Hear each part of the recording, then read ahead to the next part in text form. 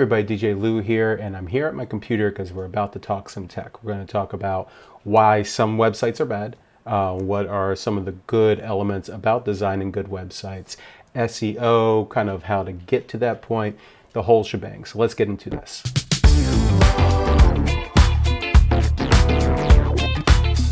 All right, everybody, before we start the video, please navigate down, hit that subscribe button, make sure you ding that notification bell as well. Also, make sure to like the video, and please, if you want to support the channel, head over to my Patreon page and subscribe. I'm here in the studio, and yes, this is the defunct studio. Thanks to COVID, we had to kind of change this up a little bit, so the majority of my equipment is now downstairs. But I wanted to jump on the computer for this because I wanted to basically talk about a presentation I did late 2019. I've kind of talked about this over the years as well, about websites, about SEO, what the tools that I personally use, some of my ideas and concepts behind that. So I wanted to jump on the computer and talk some more specifics on this. So a lot of this is actually, what I kind of shot from the hip from that expo, and interjecting some of the things live, basically, of what my current website looks like, the tools that I use, and basically everything around that. So let's jump over here to the computer. Now, yes, this is how I started my presentation, through Zoidberg up there, and a little bit of a clickbaity title, your website is bad and you should feel bad. The importance of websites for 2021 and beyond. So, at least got a couple chuckles out of that. Now, one of the first big topics is search even still relevant? Now, with more people being on social, and these were the end of 2019 numbers, and not a ton has changed, but still 2.4 billion people on Facebook, 2 billion people on YouTube, 1 billion people. Actually, I think that's even a little bit higher now with Instagram, definitely even more now on TikTok, 500 million. And yes, fewer searches has actually happened over the years, and I actually took some graphs and plotted how you could see that there is basically this downward trajectory for search as a whole. All that being said, your website is still more important than ever. And yes, I put Doge up there. Roses are red. My name is not Dave. This makes no sense. Microwave seemed appropriate. So what is the method to all this madness? Is not only do you still have to consider search and all this, but people will reach you directly. And I'll talk about this a little bit more in a second, about your website basically being the core of your funnel. But again, people still do use search, and search is now a little bit more focused on answers to questions and locality. So instead of just basically people stuffing with keywords, which is now that's totally done, there's more relevance in this. There's this kind of human AI type of look at all the content that you have, and if Google sees that A, people are coming to your site, but B, the content seems relevant for that search, that's going to rank you higher up over time. So again, even though search is definitely of lower volumes than of times of past, I want to say it's actually much more relevant. It's much more qualified. And again, I think all of this is part of the sales funnel. And this is a sales funnel that I actually made a couple years ago. I think this is still very largely relevant.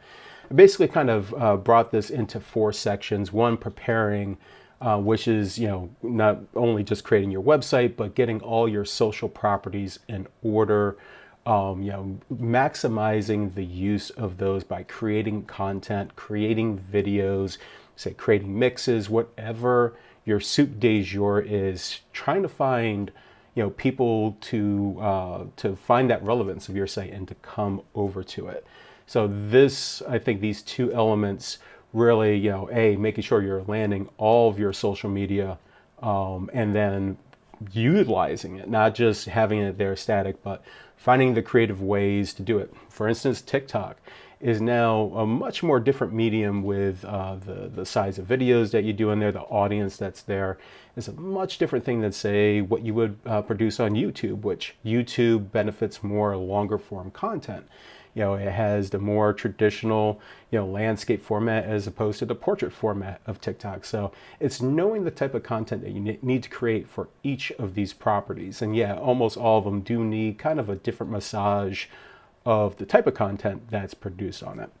And then it's actually broadening that all out from awareness. It's not only SEO, but again, leveraging social, leveraging your word of mouth, ads, be it Bing ads, be it Google pay-per-click. For a couple people, Yelp still might be, although I highly, highly don't like Yelp.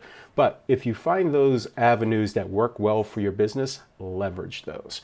And all that should ultimately pull you into the website. And while, yes, sure, some of these places you're going to get some direct connection with it, be it, the Knot, be it Wedding Wire, Instagram messaging, whatever that is, you might get some of those. But ultimately, your main presentation, your main thing should be your website. So draw those people into there. Try not to do everything at once and trying to capture them at that point in that level.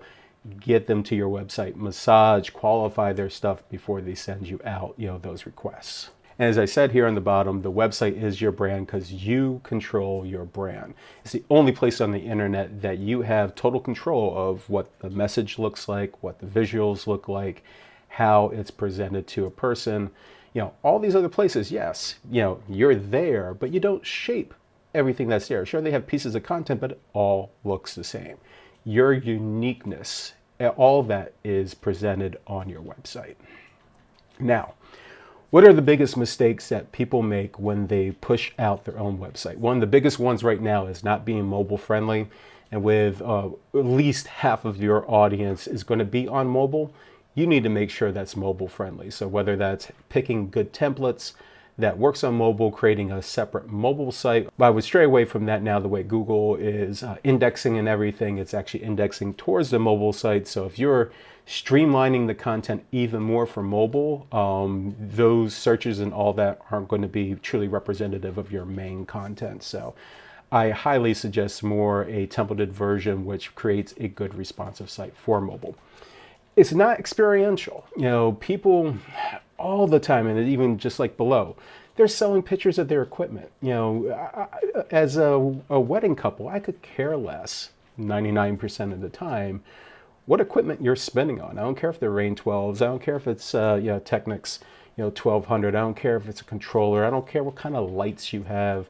I don't care about the main elements. Now, the experiential side, say you do Dancing on the Clouds and you see a picture of a couple in the clouds, that's experiential, that they can identify with. So stop throwing all these pictures of equipment and all that unless it basically has a picture of you on it and you're doing something that has a relationship of you to that as something you're providing to them. But if you're just having those glamour shots of pieces of equipment, or you're putting in content, I use professional equipment, and you start listing the type of speakers you use and the wattage and output or decibels that goes to, couples do not care. If you're trying to sell to a DJ, that's not your audience. If you're trying to sell to yourself, that's not your audience. So always remember who your audience is. Stop using bad pictures. So this is a little bit of a catch-22 because you don't want to necessarily use stock imagery or anything like that, because again, that doesn't relate to you specifically. However, if you create these good relationships with photographers and videographers as you are doing your business day to day, they're going to be able to provide you with some absolutely stunning shots of your couples, of what you do, how everything's presented.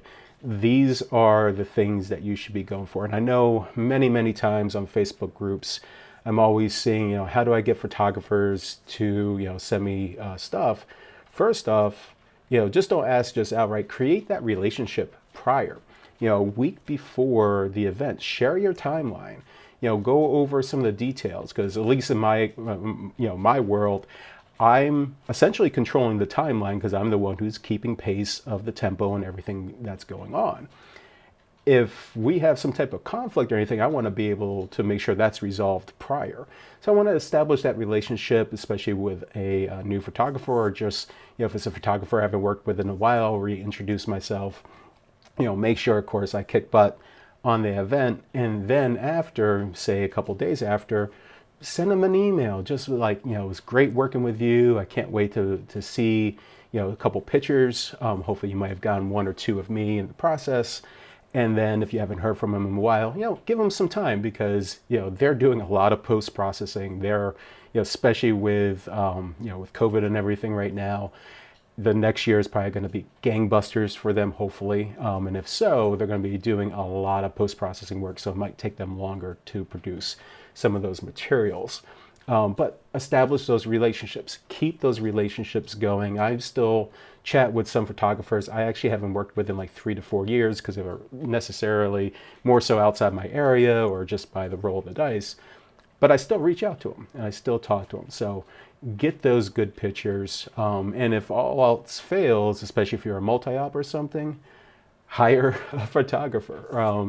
Find a college student that's doing something that you might be able to bring them to some events and get some good shots of your stuff. But I would highly, highly recommend talk to those videographers and photographers and try to get material from them, establish those good relationships.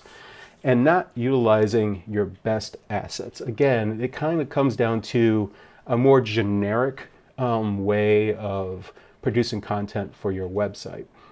It's just I'm the greatest, DJ in the world, or I'm the greatest in my area, and blah, blah, blah.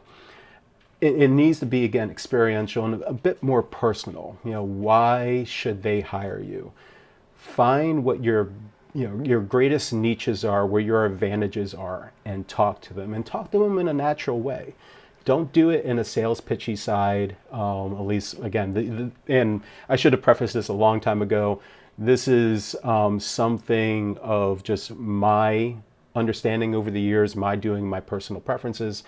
I personally would not be the hard sell, whether it's trying to find leads on, say, Instagram or Wedding Wire or not, or something like that, or even on my website, or even in my conversations. When I have my initial conversations with couples, I'm talking more just general chat, earning their trust, just having a conversation, not more of, I have this, and this. That comes later in the conversation. Still, it ends up being part of the first conversation, but I don't lead off with the more salesy side of the equation. It becomes more of an afterthought, honestly. So, and this is actually a picture of my site before I updated it. You'll see the newer one as we go on. But my concept still definitely remains the same on this. Wow them from the jump. Get a stunning image that works great, especially in something in full screen. And you don't necessarily have to do this particular style, but this is where my particular tastes and whatnot are. Wow them. As soon as they see that first picture, and I think I even have another great picture that I'm using right now, and you should have a few in your arsenal and try to change them up every now and then. As soon as they see something like this is, again, the experiential side on that. They're going to be looking like, this is us. They're going to see the quality immediately as soon as they hit the site, and it's going to retain them. A lot of couples, a lot of just website consumers as a whole, if they haven't been wowed in like the first couple seconds, that's it. And this is not a salesy a pitch. I mean, it is a little bit, but now let's create some extraordinary memories. That's one of my pitches. This is extraordinary memories, creative. I have a couple different ways to present this, but in the end, this is something that we do together, that I help to guide them with this. This is where that meaning really kind of comes from. And it's simple, it's plain. I've definitely have a number of couples who have reached to me just seeing this page, and others by far some of the other content that I've created on it. But if you can wow them, you at least retain them from that.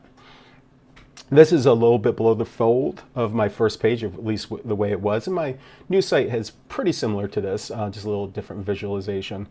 But then I have a education side of the equation where I'm giving them 3 core articles that should benefit them. Questions and answers, tips that they're going to have, what I personally do. And I've actually changed this up a little bit, but I think this is still a great way to present a couple. It's like, hey, I am an expert in this particular way, and here's some articles that validate that for you and gives you some guidance throughout. The more that you help them out, the more they're going to feel helped and hopefully reach out to you. Below that, this is kind of what I call the more informative side of the equation, and I used to do this as a quick blurb of what my particular services are, receptions, ceremonies, and then add-ons.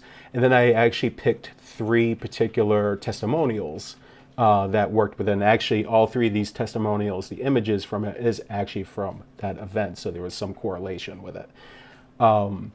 I changed it up a little bit. I actually like my newer approach better, but I still think this is actually a great approach to do. It's a combination of validation in there because you're actually hearing from that couple or somebody else about what I've done with those particular services. So it's not just me trying to do it. And actually, this is a big approach of mine, is interlacing a lot of my content with testimonials, because who cares what I'm trying to pitch and all that? You can be the greatest salesperson in the world, that's great. But if you actually have a couple who will, just completely validate what they're looking for, you no longer feel like the salesy type of approach to begin with. This is definitely more the soft sale of somebody else speaking for you. And then below that, I do have featured mixtapes, and I know there's copyright legality on that. Trust me, I know all about that. But I do have some mixes up on Mixcloud, and I do interject a couple of those into my site. So this way, again, our mix is part of our sale. So I wanted to throw that in there. And then the most important call to action, you want to find ways to make sure that as soon as they're ready to ask you for something, that call to action's there, that there's an action that they can take to immediately now jump onto this. And I actually have this interlaced on all my pages. And I go in actually on one page, this is my why page, and it's very simple. I'm building trust and I'm validating. I'm building trust and I'm validating, so on and so on. And I've tweaked out the language ever so slightly a bit just to make it just a hair shorter on it, but concepts are definitely still the same, where again, a lot of what I need to be sold, quote unquote sold, is actually being done by somebody else. I lay out what I do, but then I find the best the best reviews that I've got in consolidated. I definitely don't do the entire review on this, but I consolidate it so that way it sells to that. And actually on my new site, and I'll show you that in a few, I actually jump to the full review on every testimonial that I have. So that way it's always re-referenced, you see the completeness of it. So I pretty much focus on that. So what is my philosophy? Yeah, KRS-One, spoke to that. What is my personal philosophy? Again, your website is your conduit. This is your main focal point. This is where the bulk of your content should be.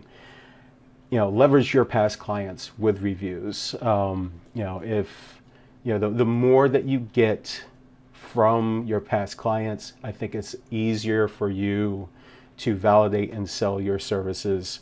And I would never, again, this is a personal value of mine, but I never capture the client at the website level. I still want them to call me. I still want to have that conversation. But my hope is that I've kind of led them to a point where they already feel super confident about my services. I've definitely have couples who have outright said, I've looked at all your page. I actually have one couple, and I double checked their history of what they did, and they really did. They looked at all my content and everything, and that was really, really, validating for myself, because I put a lot of hard work, trying to get all this stuff together, and in the end, it worked out well for me because, our conversations were just, just chatting about music, chatting about philosophy, and all that, and the sale had already technically happened, but it was kind of our last. Our last pitches to each other to make sure that we're vibing as we should.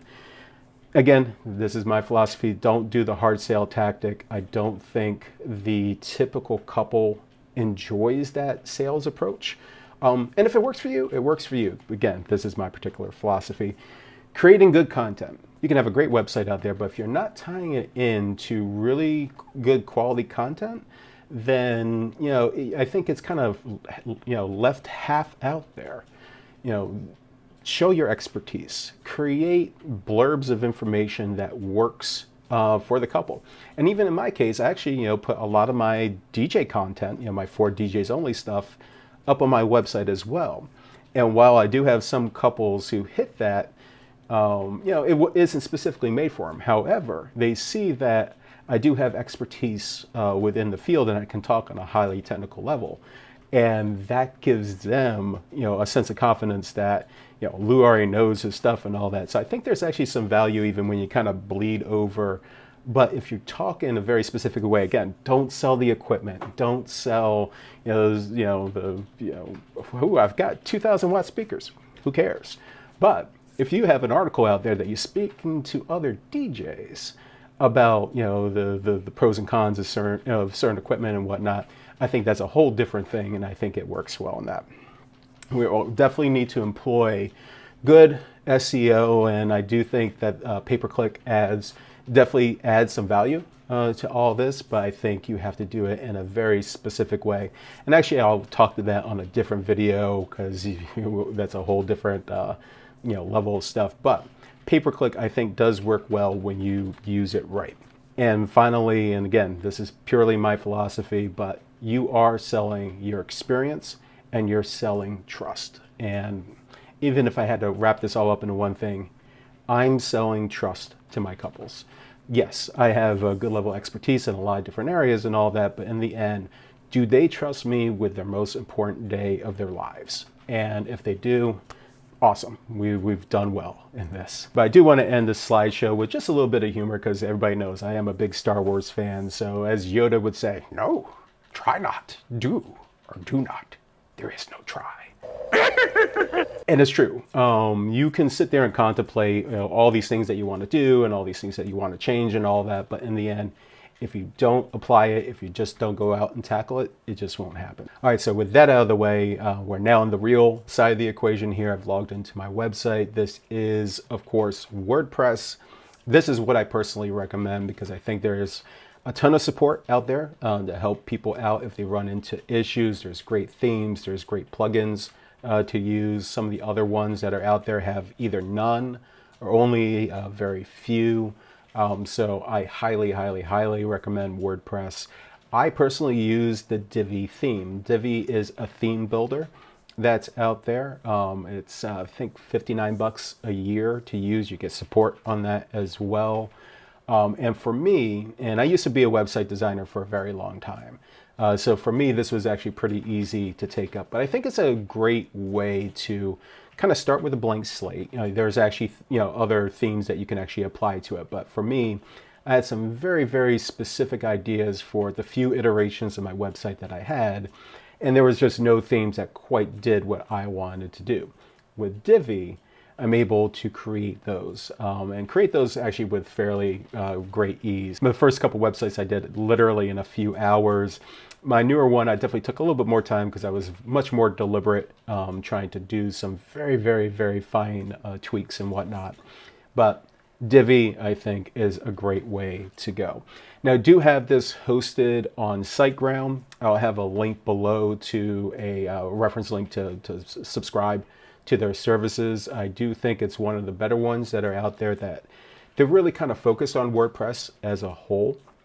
And there's definitely a few that are out there, but from a price and service capability, I really have enjoyed Siteground for quite a long time. I also use a service called Sucuri. I think it's $249 a year, and it gives me a security layer on this. It's constantly scanning my site to make sure nobody interjects any malware or anything on my website. Monitors if things go down, actually acts as a CDN, a content delivery network, to a small extent. So this way, it will serve up some parts of the sites quite speedy, depending on location and all that. So it gives me some advantages going with that. Now, it's not inexpensive, but I do think some of the really, really cheap hosting, while it's cheap, and cheap is always nice, I think there are some disadvantages going with that. So I think for quality professional websites, I do think spending the few extra dollars with higher quality hosting services and places like Sucuri, I think those are well worth the cost of admission. Now we're going to jump over here to my plugins. Remember where I keep them. And I try to keep my plugins light because I don't want to lay out the website with really, really heavy code or anything like that by interjecting a lot of plugins. But there are some very specific things I want to do with my website that I have installed here. So one is a discuss conditional load. And what this is, this gives me the ability to use the discuss comment system in lieu of the WordPress system. I think it invites, especially for more so my DJ content, participation within it. It's very easy to set up accounts on that. And I think you can, it actually has like Google and Facebook integration along with some others, or you can just create a discuss account. And it actually caches up all the comments on their side. So it just gives me a little bit more leverage to do. I think it does it in a nice and cleaner way. It loads avatars and all that. So this is why I have this particular plugin. You don't have to have some like this, but this is definitely something I use. One of the big things I think has been of great value to me is the HubSpot all-in-one marketing tool. This actually used to be called Lead-In some time ago. And what this does is if somebody fills out a form on my site, it will actually give me the history of where they came in, whether it was by a direct website, if they directly inputted it by search, and then it'll show me what pages they hit. So it gives me some more validation on the content that I've created, if it's working well. Maybe I have it too hidden or whatnot, or maybe people are dropping off certain things and then kind of coming back up. If they visit your site multiple times over multiple days, it'll track that as well. But again, this will actually only show that information for people who have created a contact with you. So I think it's actually of extra value because you're not creating this I'm tracking everybody in the world type of thing. You can do stuff like that with Google Analytics. But specific to the user, I can see if they hit, say, my pricing page to see if that's something that's going to be of additional discussion or if they're already aware of it. So it gives me something good with that. I do have the Pixel Caffeine plugin that I turn on and off on occasion. I'm not really leveraging much from Facebook nowadays, so I've actually deactivated it just to make it a little lighter. But that is something I have used. I do use pop-ups for Divi. This just gives me some additional way to leverage things on my site. I don't leverage it too much. I do it for my 4DJs only content. But if you want to say, if somebody's been on your site for a couple minutes and you want to have a well-formed message that goes up, this is a great way to do it.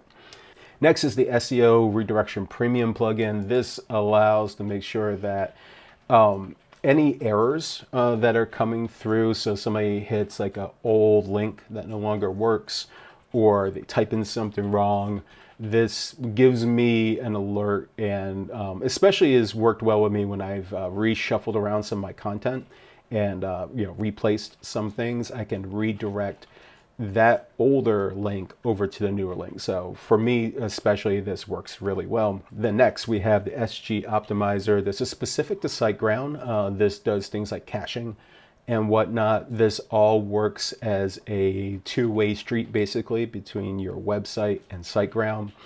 Works really well.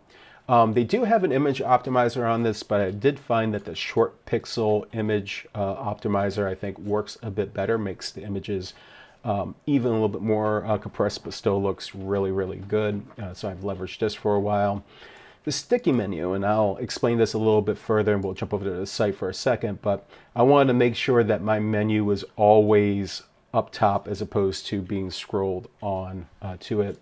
Sticky menu helps me with that. And this will actually work for a lot of different themes. If you choose not Divi, this will still work in many cases on that. There's my Sucuri plugin. So this is always monitoring things directly on the site. You can, I think, do it without, but I think you lose a lot of features, but I just run on that. I used to use W3 Total Cache before I used the SiteGround optimizer. It was really good. I would occasionally have an issue with Discuss, like sometimes pages wouldn't load right. And I found out it was Discuss plugin and I could never figure out whose true fault it was. But once I started doing some more testing, the SiteGround optimizer seemed to perform a little bit better. by fractions of a second, but that's sometimes all you need. I did leave it on. I haven't deleted it yet. If I ever have a problem with SG cache, I can always just quickly flip over to W3. I would advise, if you are going to have plugins that are just hanging around, try not to have too many, because that actually will load up even code that shouldn't be activated, but will sometimes still things have in the background. So just a thought on that. And then I use Yoast for my SEO. I don't go super crazy with this. I don't use premium. And it just gives me some of the more basic checks on this. But what it does do, it opens up some of the metadata that I need to manipulate to do things like, massaging my description fields and all that. And we'll get into a little bit of content when we go into that. That helps with SEO as a whole. You can do many of these things without it, but there are advantages using some type of SEO plugin within WordPress. I have found Yoast seems to be the best. Again, there's so many out there. This is one, and I've tried a few, and Yoast has not failed me, at least at that point. And that's all the plugins I use. Again, I try not to do too many in here. There's 9 in total that I have active. So now I'm going to come over here to the main site. I'm going to start with the top down. Because of my sticky menu, I'm basically allowed to have this always on top, and that's true also for mobile and tablet as well. So this way, as I scroll, it's always there. And if you ever noticed on my site, I actually made the very top just slightly opaque. I didn't want this to completely block out content, again, just as a little visual cue on this, because I have my head. Yes, and I still use my head as my logo. I think it's still pretty damn awesome. And I've never been one for using heads as logos, but I thought this was really done really well. Shout out to Paula, who created this for me. I'll actually have her link below as well. She's a great iPad artist, regular artist as well. But if you want something like this, she could definitely do something that for you. But so I basically decided with a black menu bar as opposed to the white menu bar that I had below. And I just wanted things to kind of just both stick out a little bit. I always have my really bright orange call to action. That's always on top now, and I kind of feed it around also my website. But I wanted it to be blocky and inviting, if you want. I have very sharp edges across this, and I wanted to have that as a kind of a general design theme. So again, we got the menu, and again, I was able to create this with Divi. This wasn't anything out of the box. I found some really interesting tweaks to make sure that the menu basically lived below as opposed to in the middle, whereas traditionally. So it gave me a unique look using the theme that a lot of people happen to use, but a new and creative way. Again, something interesting, something hopefully amazing for the couples to relate to. This is Sean and May.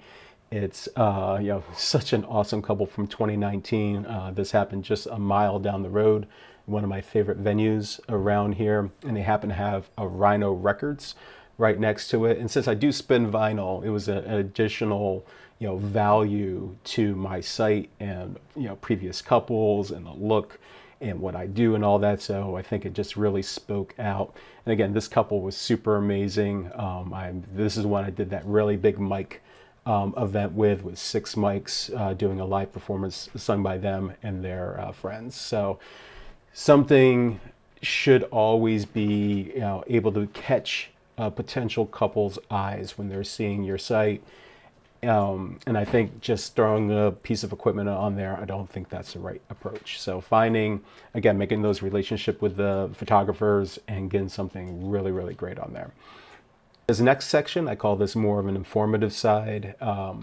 Congratulations on your engagement. Again, first, an inviting thing, hey, congrats. And just kind of trying to put, myself in their shoes and vice versa. They're planning a wedding, so that's the first thing I lead off to, and it can be a daunting task. So I wanted to build something relational with the couple. Again, experiential. Always think experiential. How do you create something that the couple's like, yes, he gets it or she gets it, whomever. Just find that creative edge. Just not like, I'm such and such of the location that you're at and I provide services. That's great, but you're not speaking to them in a more personal manner. So this is why I create this, hopefully this initial offer of friendship essentially, and then I come onto this line, you don't get a second chance when it comes to the critical moments.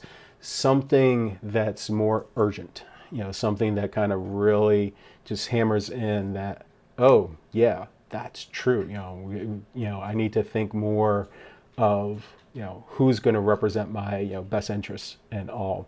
This is why I created the content such as I did. And again, I speak to the three topics I did before, but I do it in a more, I don't want to call it clip art, but more sketchy type way. I also think this is kind of relational to my logo.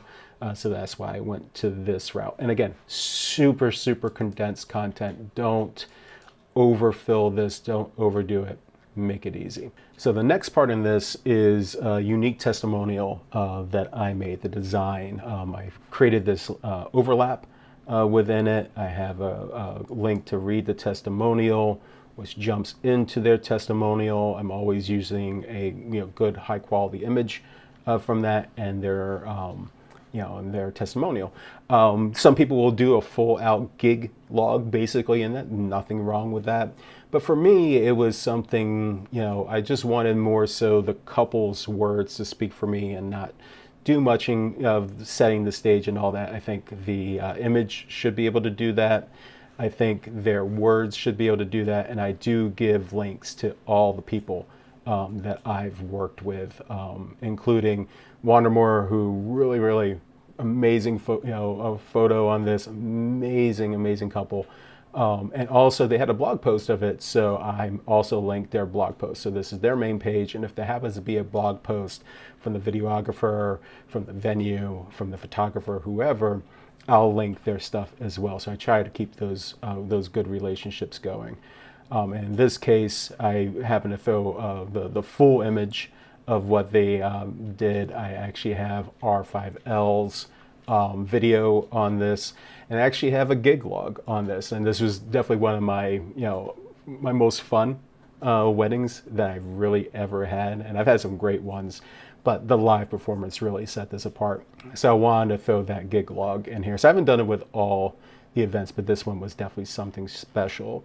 So that's how I kind of do this. So I didn't want to overwhelm them on the main page with something like this, but if they go to deep dive in it, they're hopefully at least greeted with a treat on that.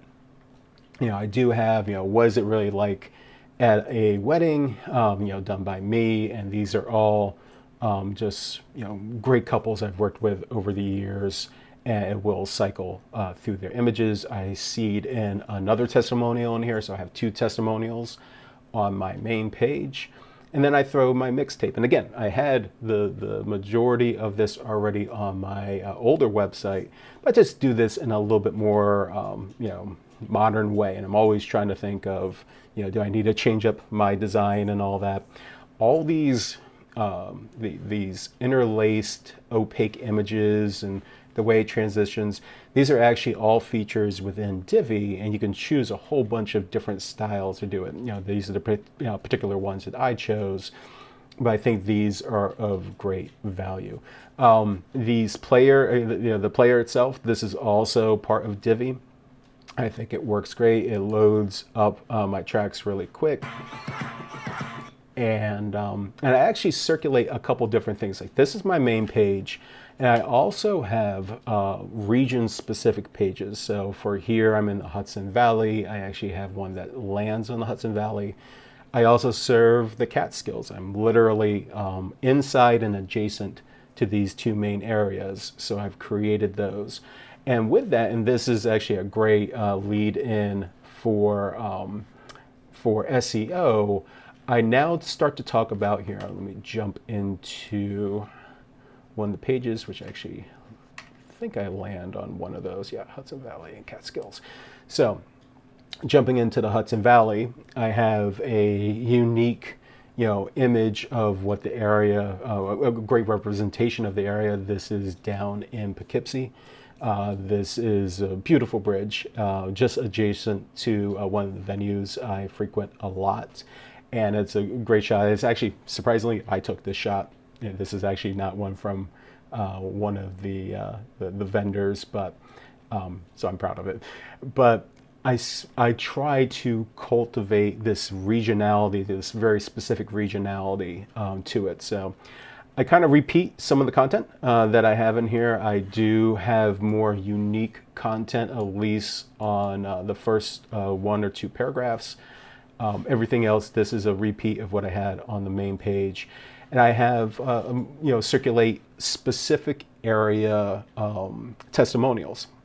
I do happen to have testimonials from Boston, from just outside Atlanta, from Las Vegas, from Pennsylvania, and so on and so on. So when I created this very specific regional area landing page, I wanted to make sure things were very specific to that. And with that, I created this stunning Hudson Valley location. I speak to some of the great venues that I work with in the area, and I do something visually. So I'm circulating a black border, black background into a gray background, and vice versa, just to kind of break up a little bit of the monotony of having all these images load up on it. I keep these images very small. They're actually sized perfectly to what they need to be, as opposed to really large images. I think I save a lot of loading time by doing stuff like that.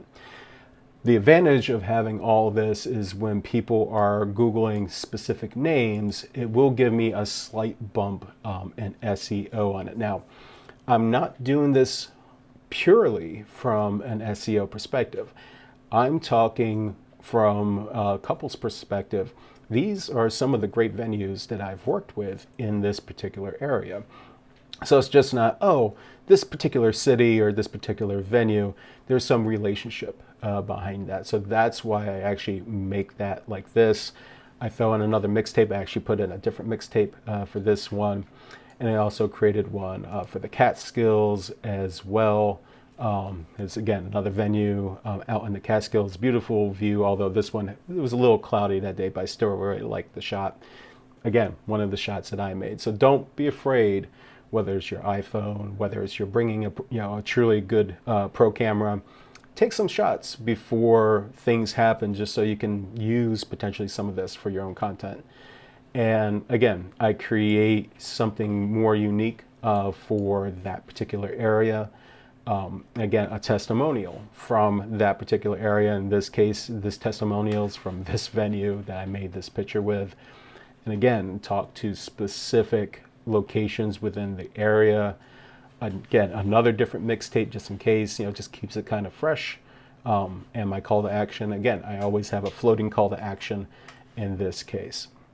So why go through all this? Well, as people Google, Catskills Wedding DJ, Hudson Valley Wedding DJ, that is going to bump up the relevance of my placement in search. On both of these, organically, I do place page 1 on these. It's been, it's impossible now to fight for slot number 1. It just really doesn't happen. In most regional searches, you're also doing things like competing with the Knot, Wedding Wire. But now, if you are going to search for this, make sure don't do it through a regular session. Go private, because then it will disregard any cookies or anything you have in there, so it doesn't have any preference based on your search history and everything else. It will still be local, so we'll still see where you are physically. But any of those, what I used to call back in the days when I worked for some of the agencies down in DC, digital pocket litter, it doesn't have that. So you're not bringing your cookies or everything in here. So we're just going to search really quick for Hudson Valley Wedding DJ. And what's interesting, and I guess it does help to type things right, sometimes you'll get things like a search with a map. Sometimes it'll just be purely organic.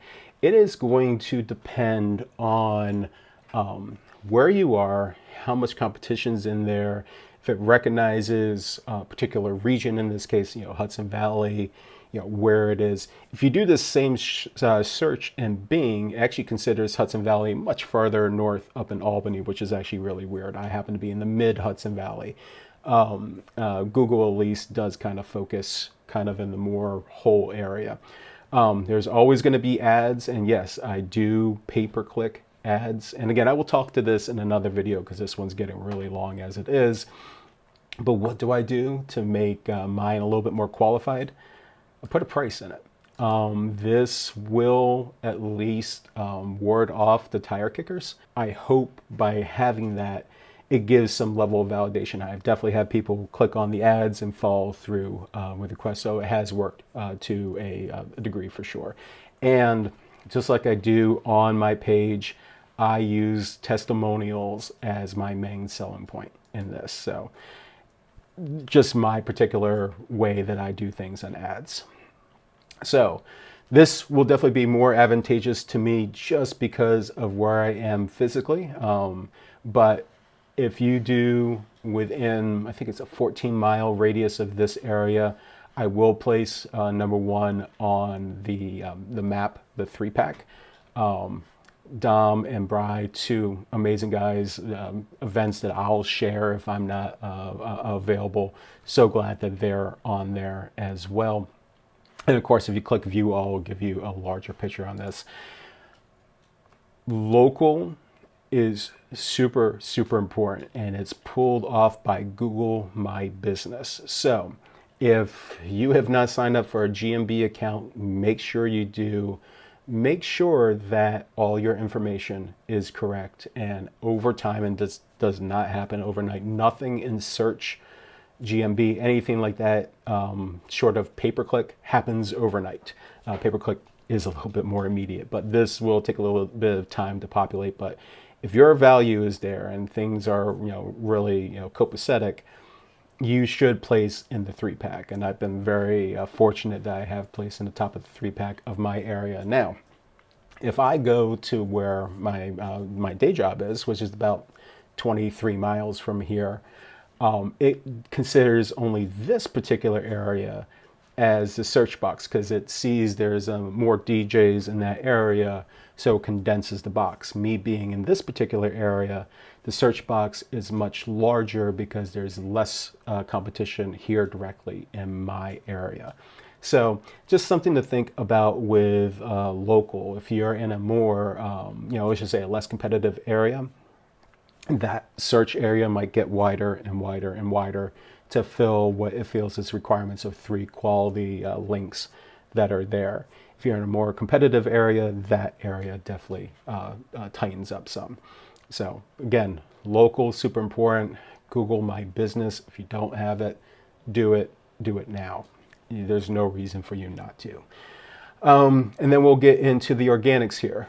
So the Knot is definitely, it's been forever since they've always kind of dominated the top link, and Wedding Wire usually fluxes between the top two. Bry, I love Bry. I wish I was around a little bit longer so I would always tie up with him with where his website is. And then there's other stuff. There's actually a local listing company here. I actually do pay for a very low cost ad just so there's some link juice between that site and mine, since it does place so high in searches. And then here I am, there's Hudson Valley Wedding DJ.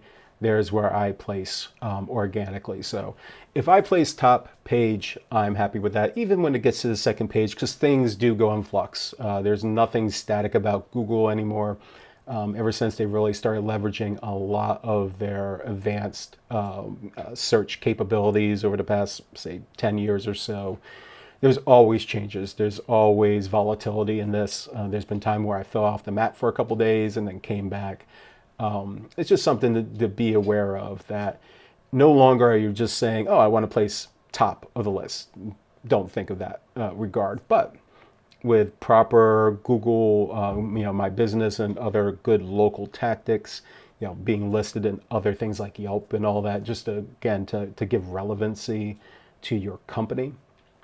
And you play the long game in this. This is not instantaneous, but as time goes on, you should be able to place very well within the Google local pack and also with organics. And again, I had content specific to the area. So my URL, if you had noticed, I guess you would notice like in here, Catskills Wedding DJ, Hudson Valley Wedding DJ.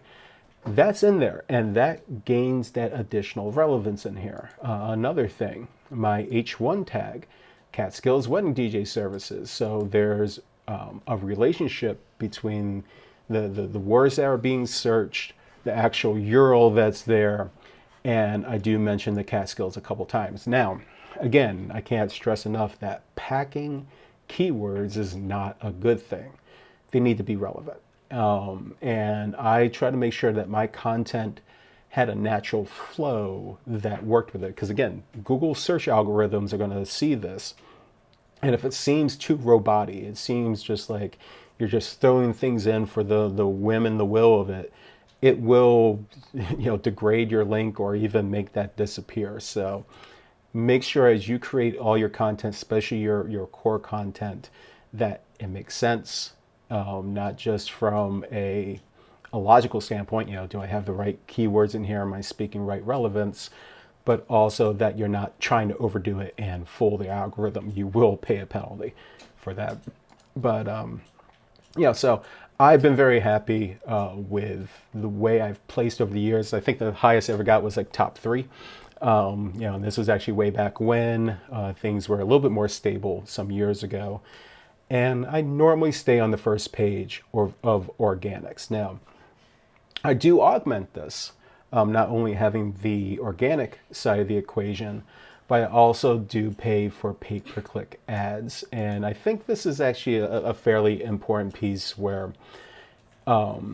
especially if you're not placing page 1, you're building up, whether it's your business force, to build that relevance, you're redoing all your content to make things hopefully place better organically.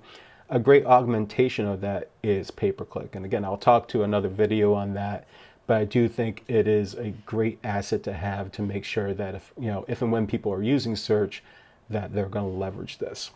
And I can't stress enough that on all your properties, be it Instagram, be it Facebook, be it Wedding Wire, not Yelp, everything that's out there, be consistent, make sure they land on specific pages, whether it's your main page or if you're cultivating a specific page for that kind of content.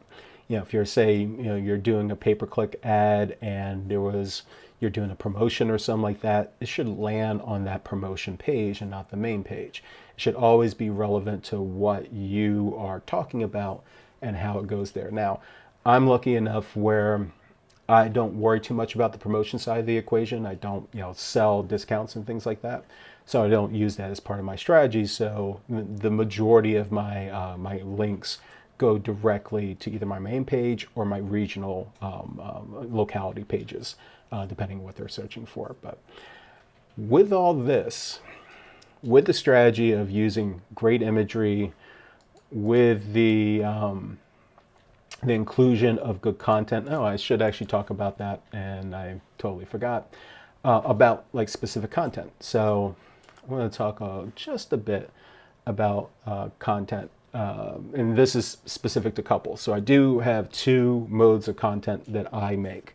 One directly really for couples and one directly for DJs. Now, again, my strategy is, if a couple's really, really, really interested in the professional DJ side of the equation, like learning more about it and all that, this gives them an avenue to be invited into that. When they see blogs and they say for couples or for DJs, they might scratch their heads. It's like, I wonder what that's about. And again, most of my couples don't, but there are definitely a few that like the value that I've provided by having some of those articles, like this particular one that I'm doing or some other stuff. Again, it just gives them an additional level of confidence, hopefully, that if they're hiring me or if they're hiring you, that you know what you're talking about, that you're either an expert in the field or you're super highly qualified in it. So I think creating this content is key with that. And not only this, I do these as blogs, but I also do video content as well. So a lot of these pieces, everything from my wedding DJ pricing, questions to ask a wedding DJ, all of this has a video associated with it. Not all of them. I don't think everything warrants a video, but a good chunk of it does. So like this is probably one of my most popular or second most popular pieces of content, because it's actually both for the couples and also for DJs. And it talks on wedding pricing. And one of the first things I try to tackle is wedding DJ prices, why the differences. So I talk the industry's quote unquote dirty secrets of do you have the lower price DJs? How good are they? Where do you fit in this? Why some people are super high premium and blah blah blah. And so I have a catchy image. I hope Fry keeps them interested, because it definitely has been at least an interesting article. Now I do have a video on this, and I actually created a too long didn't read jump down to my video. So if they rather watch it, they can have it. And I think from a SEO perspective, having the video and having the content actually gives me an additional boost, because now there's different ways to consume this. And my video has some decent views on it, and I think it just helps both aggregate ways to boost it. I have a link on YouTube to my video, and again, this is linked into my YouTube video, so there's a cross relationship of having both of those. So even if people are just watching the video, having that link back to it may provide some additional value. Now, there's no guarantee all this is will always work. Everything, all the secret sauce behind Google, even the people at Google don't know what what's going on at Google. But these are the most logical things that have worked for people over the years. It's still working to this day. But be mindful. If something is not working, like back in the days when you used to seed in keywords into websites, note when things are changing and make those changes. Again, when mobile started becoming big, when having an SSL for your site started becoming a thing, make sure you stay up abreast. I know it's not easy, and I definitely tried to reach out to the Facebook groups and all that when there's usually a big thing going on. But just be mindful of what's going on.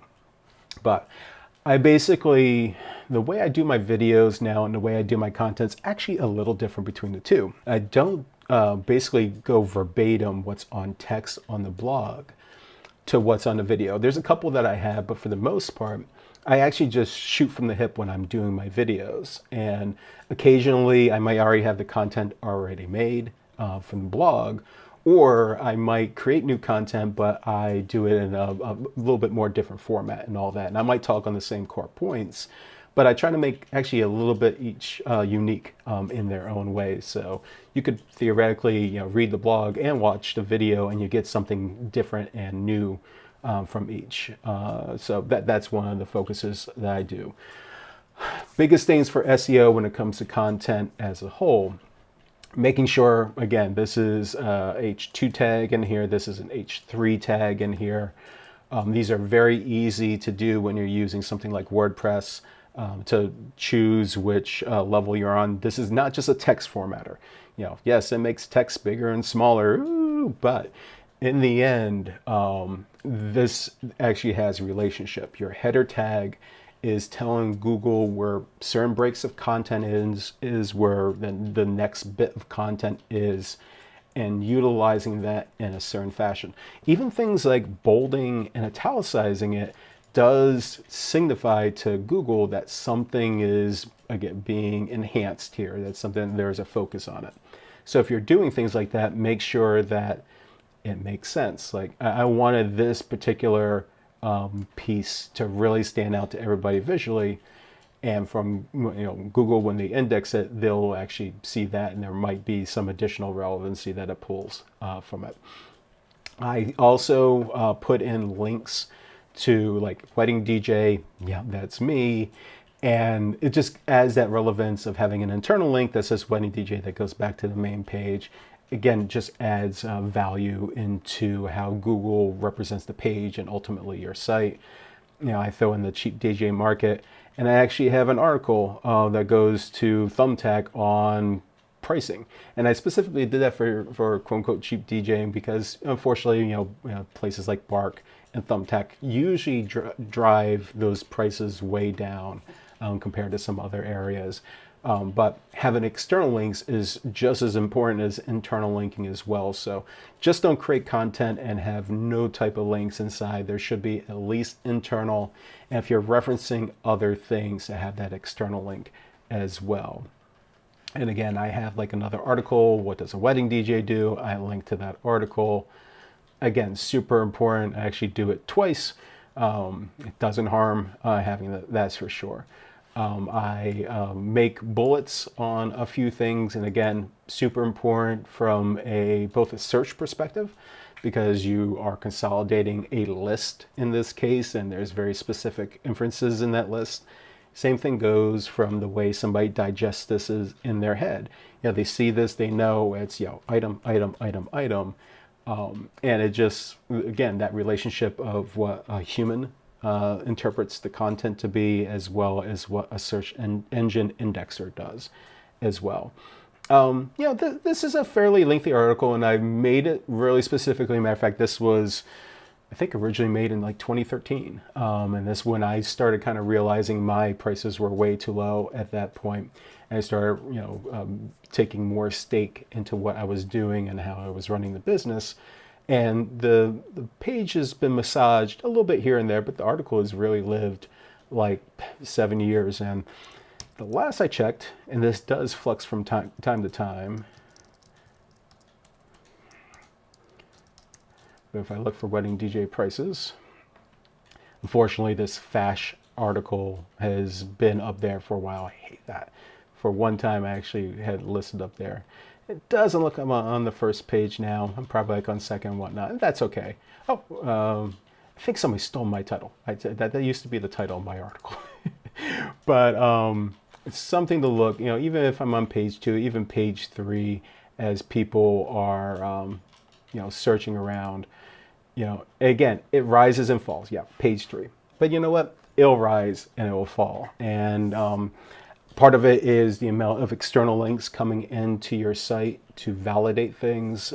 Part of it is how the content relates to stuff. And again, it is volatile. This is actually one of those ones that has been more volatile than I thought it would be. One that has been much more stable. Does a wedding DJ do? I've gone usually between 1 to 5 on this, and now I'm 6, yay. But still first page, and this has been quite important. This is probably my third most hit article on my site. And this is globally. You go to China, you go to Texas, you go to Mexico, wherever, I'm still ranking on this page. Now, some of these links might elevate or fall depending on the region on it, but in general, most of them will stay within a certain range when you consider locality within it. As you can tell, there really isn't a local element to this. There is this little teaser that Google is doing for the Wedding Wire article, and I always hate that they always elevate places like Wedding Wire or not. It just is, but things that you have to fight with. But having big regional or global articles always hit gives your site additional relevance as the whole. So as my pricing article got big, as my wedding, what does a wedding DJ article got big, a few others, that helps to, I hate to use the word juice, but that does juice up your site. It does bring additional relevance as a whole to your site, including just straight external links. External links has always still been the gold standard on this. So if you have, I had like a couple Style Me Pretty weddings that happened to hit and linked back to my site, a couple other pages that were definitely of higher value end up hitting my site. So those things as a whole, the amount of content that you have, the quality of the content, the external links, how you've created the content so it has relevance to what the search is. That all adds up. Now I do want to dive in super quick as a last piece in this. We're going to talk, let's just look at the pricing article. Hey, so this is what it's called, Gutenberg. This is the new WordPress design. This is what I use for the blog articles. Everything else is used with the Divi designer, but I wanted to have my blog articles follow the more traditional route, because then I can wrap my Divi look into anything. So if I change stuff, I don't have to go in page after page after page. I might change my core pages, but all my blog pages can be done visually different with just a couple global edits. So this is part of the reason why I did this particular design. You'll see in here, I kind of throw in some, and this is a different article, but this is my mobile DJ and advertising dollars, where I dive in pretty deep on this. All the, pay-per-click and Yelp and all that. I try to create something content-wise that attracts people, that condenses it. Like I did a quick market assessment on this. I don't have this in the video, but for visualization, if somebody just wants the, Cliff's Notes version of this, they can easily get that. Again, your header tags, you can see this is an H2, you can see this is an H2, but if I get into a sublink here, here's an H3, you'll see the image, or to say the text size changes. Again, not just a make text big, small, large, whatever, but this signifies to Google a change in what you're talking about. Very, very important to leverage this. If you have a long string of content with no breaks in it, including header breaks, it's going to think that it's too much for the reader to consume. Things like Yoast do give you a few flags to be able to say, oh, hey, you're talking too much. You need a break here and whatnot. As long as you're following some very basic guidelines, as long as you're not making run-on after run-on after run-on sentence, you're kind of breaking things up. You give some breathing room in the content that you're making, even when you're having, this is pretty extensive content. This is something I have updated over the years, but notice how many smaller paragraphs is in here. It's not just large paragraphs. This is probably the largest one I have in there. Try to keep it relatively minimum. Try not to just go on and on and on with it. The more, again, natural that you're talking to a particular topic, this will pay off ultimately in spades. And it does not happen, again, overnight. These are not overnight things that happen. Now, you might have noticed the published date on this was 2020. This is actually the 5th iteration of this particular article, where I added the video and I made a couple more changes to content. It's actually good because it shows that you're staying on with the content that you're making. So if and when you can, if you have something to update on it, something to massage, something to change, you can just update it. I changed the published date so it recognizes it as newer content. There's advantages in SEO to stay on with content, just don't have it hanging around forever. That being said, if something drastically changes, it's better to then start a new, fresh article. You might want to reference the old article at some point, but having the newer article might be better in that regard. Again, think of how you would approach this type of content to people who are reading and consuming all this. If it's such a drastic difference, why talk on the older stuff unless somebody really wants to read it? Or if there's just a few tweaks year after year, make those tweaks show that it was updated. I actually even, at the end of my content, when I do have things that are updated, originally released 2017, latest iteration is such and such. And some people will actually go with some of the changes that they've made in each article. It doesn't matter in that regard, but just showing that that change was originally something this and it's been massaged into this. That's always nice. Now, Here's where Yoast really, kicks in and really helps. First, you can have a focused key phrase. If you buy the premium, you can actually do multiple keywords in this. I wanted to have, in this case, advertisement dollars. And I make sure that it's in my title, very, very important. And then it's also in the description. So this way it shows, again, relevancy of when it creates a URL, it will actually be in the name there. There'll be, in this case, the title, and in this case, the content. So relevancy, relevancy, relevancy, and things are really good. And as you see from an SEO perspective, it does give you a great overview on it. Just like I was saying, key phrase density, if I really, really wanted to dive into this, you could say, it says that the focus was found 1 time. In this case, they want 15 times. Personally, I think that would be saying advertising dollars over and over and over again would be overkill, at least naturally in this. So think natural before some of the other aspects. I could choose different keywords in this, but in the end, it just becomes a guide. Don't always use this as gospel. Shows that the key phrase is a subheading. I should use more synonyms. Boy, couldn't say that too many times. It also shows that the key phrase is in the subheading, and it says to use more synonyms and key phrases in the higher level subheadings. Again, this is something more it's a good guide, is not absolute, but it will signal things. And actually, I think for the other major things like outbound links, your internal links, your introduction, because you want to talk specific, advertising dollars in this case, in your first paragraph. So again, as that relevancy, these are all good tick marks.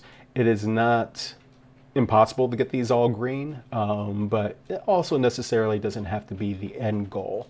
But if you are practicing the majority of these and they're flipping green, I think at that point you have made at least good quality content in this. There's some readability issues in this, and it'll just show that 5 sections are longer than 300 words, so a couple of those paragraphs, just a few words too long. And again, these are not gospel, but it gives you a good guide. I'm 28.1%, they're more than 20 words and sentences. I can highlight them and I could tweak out, but is it really worth it? If you're way, way over, absolutely. But if you're within the margins, if you think that the content that you've made is relevant, is solid, it's not too wordy and all that, and I think unfortunately for this particular topic, it was really, really dense, so it made me type a little bit more. All content can always be tweaked out. And if you think that once you publish content that you're not getting traction on that, you might want to dive a bit more into things like readability. Make sure your SEO tag, in this case with Yoast, is green. If you're orange or whatnot, that could affect ultimately things. Now, again, not gospel, because I definitely have a couple articles in here that are orange or even red, because they're just like direct video links and stuff like that, but they actually post pretty high. So again, not gospel, but gives you some good guidance within all this. But in the end, think of things that are relevant for, in my case, it's couples and DJs. You don't have to go that route. For some people, they may just think, oh, I'll just create the main page, and there's nothing wrong with that. However, if there's a lot of competition and they are creating good content, in the end, their pages may get elevated above yours because of that. So always think of this as great, this great experiment that you're doing. How high can I place? How long does it take me to get there? Where can I always improve? And you'll start seeing, oh, maybe I need to, make a more inviting web page so more people are hitting it or staying on it. Maybe I need to create more content that draws people to come to the website. Maybe it needs to be, shorter form, or I need to tweak the way that I'm talking on this. All these things, I think, just add up into a better quality site over time. In general, it will take many months, if not years, to place to, hopefully where you want to be. especially if you had a website that's been around for really long and is way down in rankings. Getting those to elevate higher can actually take more time than somebody fresh who did it right out of the gate the first time. I actually got penalized initially because of my company. It actually used to be a web design company back in like 2001 and all that. When I repurposed the name for the DJ business, I actually had to wait some time for all those older things, those older links that I built off to fall off and then come up. So there's actually some, and I didn't think it was going to take as long as it did. And it eventually did work well. But think of that when you're thinking of, if you're changing your business name or if you're coming into the industry and you're trying to think of that. And it just doesn't have to be, of course, DJing. This can be any industry as a whole. Is there any history on that name that might be bad if you picked it up?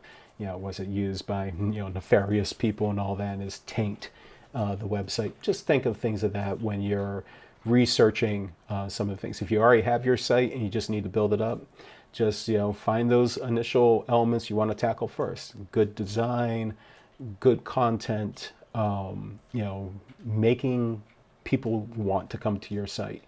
Once you get there, once you've leveraged all the external links, your Instagrams, your knots, your pay-per-click ads, you leverage all those elements into it. Ultimately, if you've done well with it, it will be rewarded. But again, it takes some time. All right, everybody, thank you so much for watching the video. And if you happen to like it, make sure you hit that thumbs up. It really helps the algorithm. Also, if you're not subscribed to the channel, make sure you do. It just takes a second to do that. Follow me on my social media. And if you really want to support the channel, head over to my Patreon page and subscribe. Naturally, if you like videos like this and want to see more, check out everything else I have on my page. Definitely be safe, everybody, and be well.